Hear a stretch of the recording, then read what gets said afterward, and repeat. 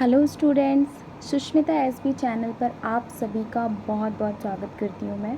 तहे दिल से स्वागत है आपका मेरे चैनल पर। और आज हम पढ़ने वाले हैं काव्य खंड से फर्स्ट चैप्टर क्लास 10 ये आपके लिए है। तो आज हम हिंदी में पढ़ने वाले हैं चैप्टर 1 काव्य खंड से सूरदास के पद, ठीक है, जो कि सूरदास जी के द्वारा ही जो है लिखा गया है। ठीक है, उधो तुम हो अति बड़भागी। तो आज हम इस कविता को देखने वाले हैं और इस कविता में सूरदास जी ने है जो श्री कृष्ण जी के बारे में वर्णन किया है। ठीक है, तो हम इसको देखने वाले हैं।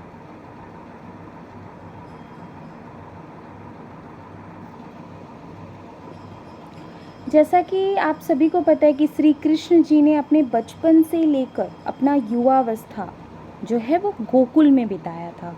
ठीक है, लेकिन वहाँ पे उनका गोपियों के साथ बहुत खास लगाव भी था।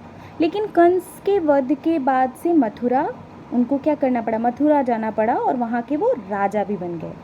तो उसी टाइम का ये जो कविता है वो उसी टाइम पे आधारित है। ठीक है, तो सबसे पहले तो मैं आगे बढ़ने से पहले सबको यही बोलूँगी, जो भी अभी मेरे चैनल पे मेरे वीडियो को देख रहे हैं और अभी तक उन्होंने मेरे चैनल को सब्सक्राइब नहीं किया है, तो आप जल्दी से मेरे चैनल को सब्सक्राइब कर लें।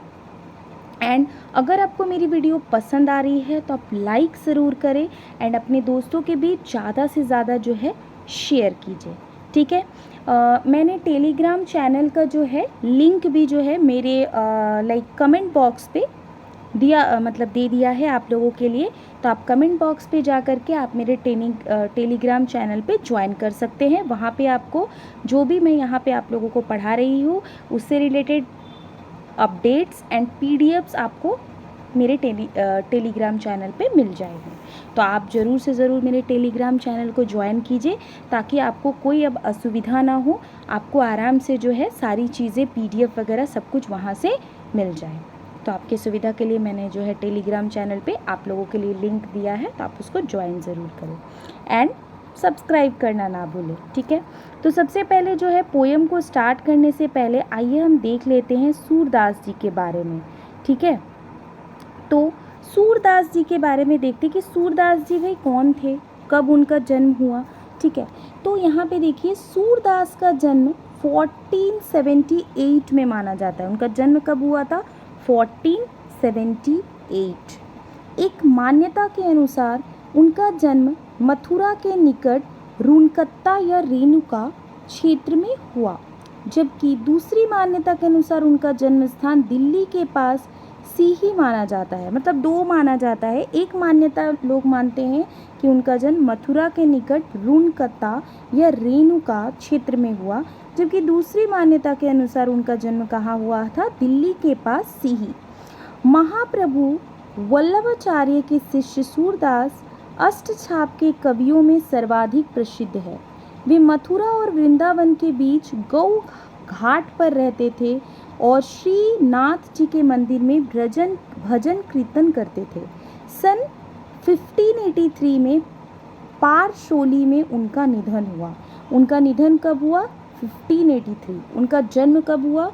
ये भी आप लोगों के लिए इम्पॉर्टेंट हो सकता है कि ऐसे क्वेश्चन आप लोगों को पूछ दिया जाए, सूरदास का जन्म कब हुआ था? तो 1478। तो ये भी जानना अपनी जनरल नॉलेज के लिए भी जानना बहुत ज़रूरी है, मतलब अपना एक जनरल नॉलेज के लिए ये ज़रूरी है। तो 1478 में उनका जन्म हुआ और 1583 में पारसोली में उनका निधन हुआ सूरदास जी का। ठीक है,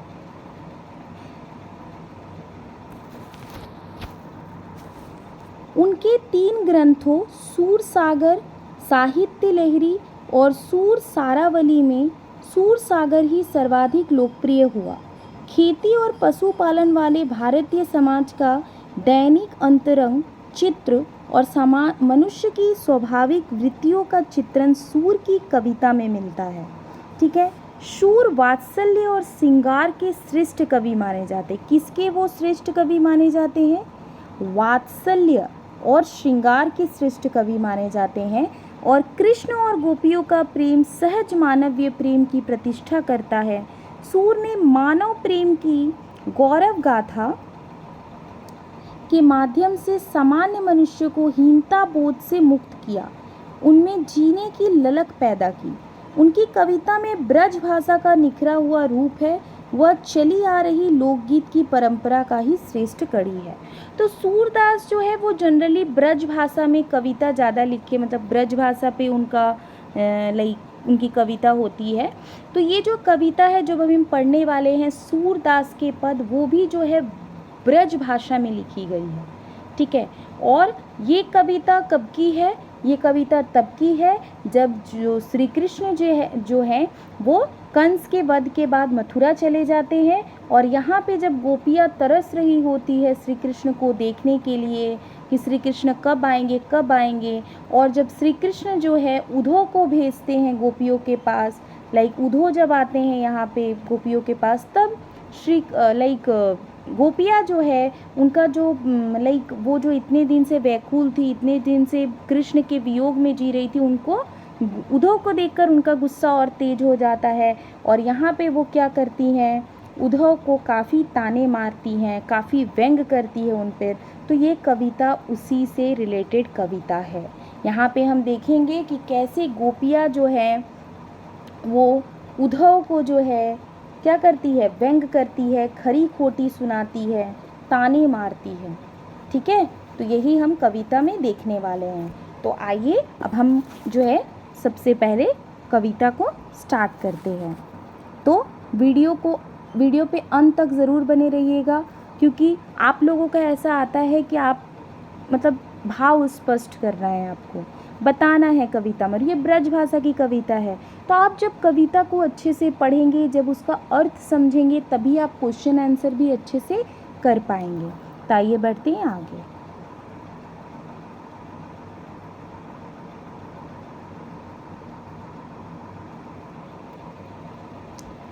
अब देखते हैं फर्स्ट जो है आपका क्या लिखा हुआ है यहाँ पोयम में। उद्धव तुम हो अति बड़भागी। कौन बोल रहा है? गोपियाँ बोल रही हैं उद्धव को, उद्धव तुम हो अति बड़भागी, अपरस रहत स्नेह तगाते, नाहिन मन अनुरागी। पुरइनी पात रहत जल भीतर, तारस देह न दागी। जो जल माह तेल की गागरी, बूंद न ताको लागी। प्रीति नदी में पाँव न बोरैयो, दृष्टि न रूप परागी। शूरदास अबला हम भोरी, गुर चाटी जो पागी। तो यहाँ पे गोपियाँ जो हैं वो उद्धव से क्या कहती हैं, तो आइए हम देखते हैं। यहाँ पे गोपियाँ जो हैं वो उद्धव से कहती हैं कि उद्धव तुम तो बहुत भाग्यशाली हो कि तुम श्री कृष्ण के प्रेम में पड़े ही नहीं, ठीक है। उद्धव तुम हो अति बड़भागी, बड़भागी का मतलब क्या होता है? भाग्यशाली।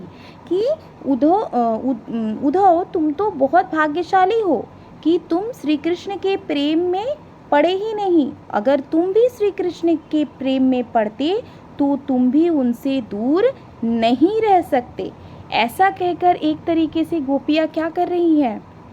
गोपियाँ उद्धव पर व्यंग कर रही हैं, उसको ताना मारती हैं कि तुम तो कृष्ण से दूर रह सकते हो, लेकिन हमारे साथ ऐसा नहीं है, हम उनसे दूर नहीं रह सकते हैं, हम तड़प जाते हैं उनसे दूर रहकर। गोपियाँ ये चीज़ उद्धव को बोल रही हैं, ठीक है। तो ये एक तरीके से वो उनको बड़भागी कहकर क्या कर रही है? ताना मार रही है।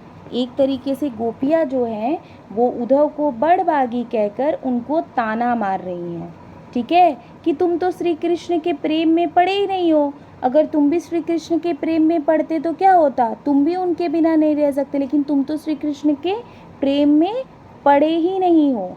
वो फिर क्या कहती कि तुम्हारी दशा कमल के पत्ते के समान है, जो हमेशा जल में रहकर भी उसमें डूबता नहीं है, ठीक है, डूबता नहीं है। या ये कह सकते हैं हम कि कमल का जो पत्ता होता है ना, उस पर कभी पानी की बूंद नहीं ठहरती है, कमल का पत्ता जनरली चिकना होता है, तो उस पर अगर हम पानी डालते भी हैं ऊपर से तो वो ठहरेगा नहीं, उस पत्ते पर नहीं ठहरेगा, उस पर कोई दाग नहीं लगेगा, या ऐसा कह सकते कि वो भीगेगा नहीं।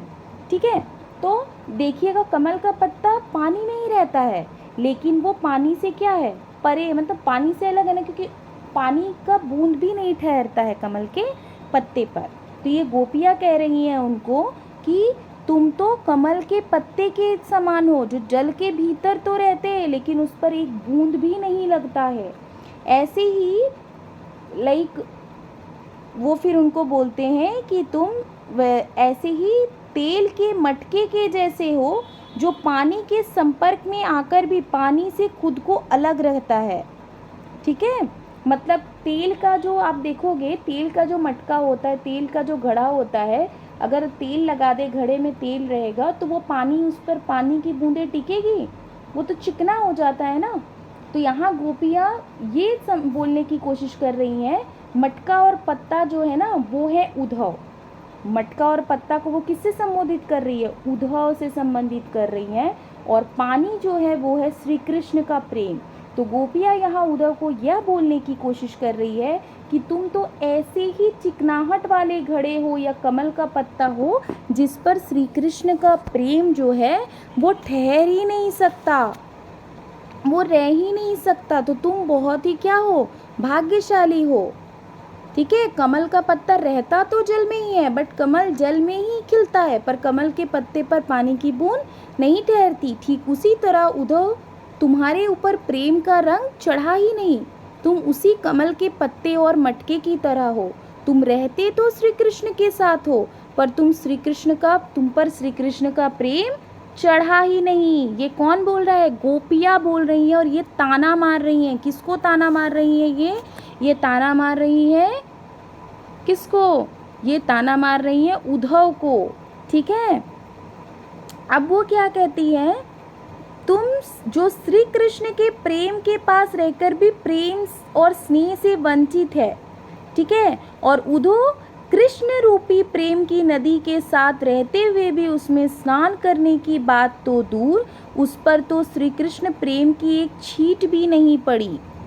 ठीक है, प्रीति नदी में पाऊ न बरइयो, दृष्टि न रूप परागी, सूरदास अबला हम भोरी, गुर चाटी जो पागी।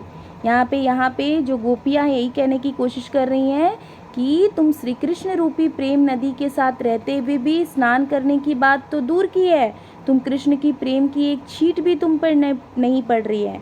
तो गोपियाँ खुद को अभागिन नारी समझती है, क्योंकि वो पूरी तरह कृष्ण के प्रेम में पड़ चुकी है। उनके अनुसार श्री कृष्ण के साथ रहते हुए भी उद्धव जो है कृष्ण के प्रेम रूपी दरिये में कभी पाँव नहीं रखा, और उनके कभी उसके रूप सौंदर्य का दर्शन नहीं किया। कौन, उद्धव। तो गोपियाँ कृष्ण के प्रेम में इस तरह पड़ चुकी है, मानो जैसे गुड़ में जो चींटी लगती है ना, गुड़ चाटी जो पागी। तो ये लोग कृष्ण के प्रेम में ऐसे पड़ चुकी हैं गोपियाँ, जैसे गुड़ में चींटियाँ कैसे रहती है, वैसे ही वो उनके प्रेम में लीन रहती हैं। कौन, गोपियाँ। तो गोपियाँ यहाँ पर जो है उद्धव को ताने मार रही हैं, और वो उनको क्या बोल रही हैं कि तुम कमल के पत्ते के समान हो, तुम घड़े में वो मटके में तेल लगे मटके के समान हो, जिस पर कृष्ण रूपी प्रेम का कोई असर ही नहीं पड़ता है। ठीक है, अगर आपको कहीं पे भी कोई डाउट होता है, कहीं पे भी आपको समझ में नहीं आता है, तो आप कमेंट बॉक्स पे कमेंट ज़रूर कीजिए कि हाँ मुझे यहाँ पे समझ नहीं आया। तो मैं पूरी कोशिश करूँगी कि मैं आपके कमेंट का ज़रूर रिप्लाई करूँ और आप लोगों को अच्छे से बताऊँ। ठीक है, अब आइए देखते हैं, आगे बढ़ते हैं।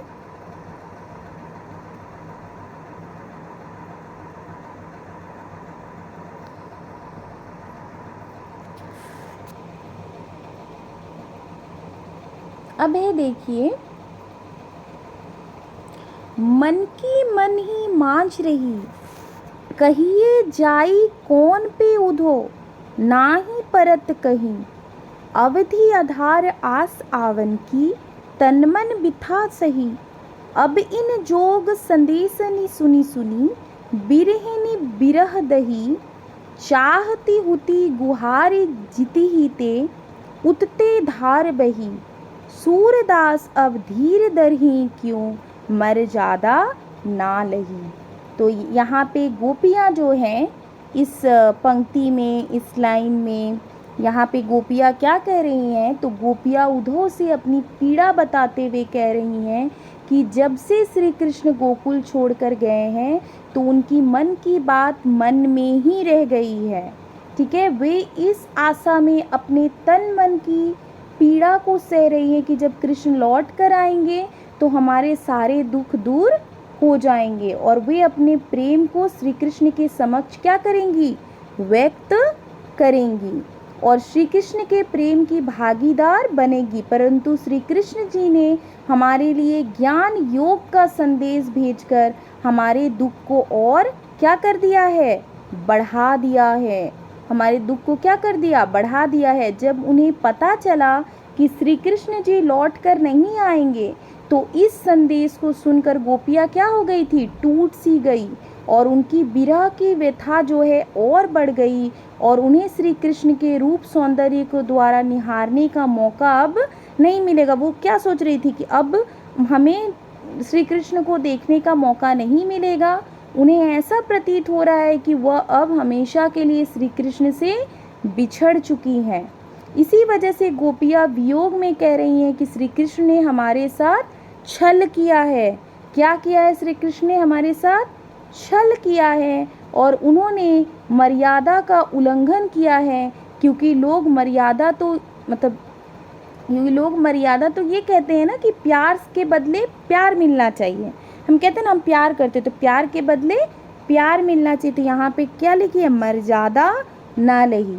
तो वो ये कह रही हैं जब श्री कृष्ण जी नहीं आए और अपना योग संदेश उद्धव के हाथों भिजवाए तो गोपियाँ क्या है, गोपियों की बातें जो है मन ही मन में रह गई। वो किसी को अब वो नहीं बता सकती। उन्होंने ऐसा सोचा था कि अगर श्री कृष्ण आएंगे तो हम अपने मन की बातें श्री कृष्ण से कहेंगे और अब जो भी उनके प्रति जो भी उनका प्यार है, प्रेम है, वो उनको व्यक्त करेंगी। लेकिन जब उनका योग संदेश आया तो उनका क्या हुआ, योग संदेश को सुनकर गोपियाँ जो है एकदम टूट सी गई हैं और उनकी विरह की व्यथा जो है और बढ़ गई है। ठीक है, और श्री कृष्ण से वो कह रही है कि आपने जो है हमारे साथ छल किया है और आपने मर्यादा का क्या किया है, उल्लंघन किया है। ठीक है, बढ़ते हैं आगे। नेक्स्ट हम देखते हैं, हमारी हरी हारिल की लकड़ी, मन क्रम वचन नंदन उर, यह दृढ़ करी पकड़ी, जागत सोवत स्वप्न दिवस निसी, कान कान जकरी, सुनत जोग लागत है ऐसो जो करुई ककरी, सूतो व्याधि हमको ले आए, देखी सुनी न करी, या तो सूर तिन्ही ले सौंपो, जिनके मन चक्री। इन पंक्तियों में जो है गोपियाँ क्या कहती है कि हमारे हृदय में कृष्ण के प्रति क्या है, अटूट प्रेम है जो कि किसी योग संदेश से कम होने वाला नहीं है। उनका प्रेम कैसे है, हारिल की पक्षी की तरह। यहाँ पे हारिल पक्षी का जिक्र हुआ है। ठीक है, तो हारिल की पक्षी की तरह, जिस प्रकार हारिल पक्षी लकड़ी के टुकड़े को अपने जीवन का सहारा मानता है, उसी प्रकार वो क्या कर रहे हैं, हमारे हरि को भी अपने हृदय के प्रेम रूपी पंजों से पकड़ा हुआ वो क्या करिए। जिस प्रकार हारिल पक्षी जो है, देखिएगा हारिल पक्षी एक लकड़ी को अपने पैर से हमेशा दबोचे रखता है। वो कहीं भी उड़ता है, वो लकड़ी को हमेशा वो जीवन का वो सहारा मानता है। उसी प्रकार से ये जो गोपियाँ हैं वो भी कह रही हैं कि हम भी हारिल की पक्षी की तरह ही जो है प्रेम को, उनके प्रेम को हृदय में क्या हुआ है, हम लोगों ने भी पकड़ा हुआ है और हमारे मन में केवल हरि ही रहते हैं। यहाँ तक कि हम सपनों में सोते हुए भी हमारा रोम रोम हरि का नाम रटता है। और इसी प्रकार हमें तुम्हारा ये योग संदेश कड़वी ककड़ी की तरह लग रहा है। ये जो योग संदेश लेकर के उद्धव आए हैं तो उसको बोल रहे कि तुम्हारा जो ये योग संदेश है हमें कड़वी ककड़ी की तरह लग रहा है। क्योंकि हम जो सोते जागते हमेशा हम किसके बारे में सोचते हैं, श्री कृष्ण के बारे में सोचते हैं। अर्थात इस संदेश का हमारे ऊपर कुछ असर होने वाला नहीं है। वो ये कह रहे कि ये संदेश से हमारा कुछ भी असर होने वाला नहीं है। आगे गोपियाँ क्या कहती है कि तुम यह संदेश उन्हें सुनाओ जिनका मन चंचल है, ठीक है, और जो श्री कृष्ण की भक्ति में ना डूबा हो, और शायद यह संदेश सुनकर उनका मन विचलित हो जाए, पर हमारे ऊपर इस संदेश का कोई असर नहीं होने वाला है। यहाँ पे देखिए, सूतो व्याधि हमको ले आए, देखी सुनी ना करी, या तो सूर तिन्ही ले सौंपो जिनका मन चक्री। तो जिनका मन चंचल है उनको जाकर ये सब मतलब योग संदेश दो, हमारे पे कोई असर नहीं पड़ने वाला है, क्योंकि हम तो सोते जागते उठते बैठते हम किसका नाम लेते हैं? श्री कृष्ण का ही नाम लेते हैं। और हम वो हारिल की पक्षी की तरह है, जो जैसे हारिल का पक्षी कभी उस सहारे लकड़ी को नहीं छोड़ता है, उसी तरीके से हमारा प्रेम भी कभी मतलब श्री कृष्ण के प्रति हमारा प्रेम भी कभी हमारे हृदय से नहीं जाएगा। ठीक है, आगे बढ़ते हैं। हरी है राजनीति पढ़ी आए, समुझी बात कहत मधुकर की, समाचार सब पाए। एक अति चतुर हुते पहले ही, अब गुरु ग्रंथ पढ़ाए। बड़ी बुद्धि जानी जो उनकी, जोग संदेश पढ़ाए। उधो भले लोग आगे के, पर हित डोलत धाय। अब अपने मन फेर पहिए, चलत जू हुते चुराए। ते क्यों अनिति करे आपुन, जे और अनिति छुड़ाए। राज धर्म तो यही सुर, जो प्रजा न जाहि सताए। यहाँ पे गोपियाँ क्या कह रही हैं? यहाँ पे गोपियाँ कहती हैं कि श्री कृष्ण जी बचपन से ही बहुत चतुर और चालाक थे, और अब वो बड़े होकर ग्रंथ पढ़ने के बाद और भी बुद्धिमान हो गए हैं। वो उदय से कहती हैं कि श्री कृष्ण की चतुराई को मानना होगा, कि कैसे हम सब कुछ जानते हुए भी उन्होंने उद्धव को योग के संदेश के साथ भेजा। वो सब कुछ जानते हैं श्री कृष्ण जी कि हम उनकी मतलब योग में कितना तड़प रहे हैं, तो भी उन्होंने क्या किया है? उद्धव के हाथों संदेश भिजवाया है। तो वो ये बोल रही हैं कि मानना पड़ेगा श्री कृष्ण जी की चतुराई को, कि वो सब कुछ जानते हुए भी उन्होंने उद्धव को योग के संदेश के साथ भेजा है। इसमें उद्धव का कोई दोष नहीं है, वो तो भले लोगों का कल्याण कर रहे हैं कि आनंद, मतलब वो तो उनका कोई दोष नहीं। वो क्या कर रहे हैं?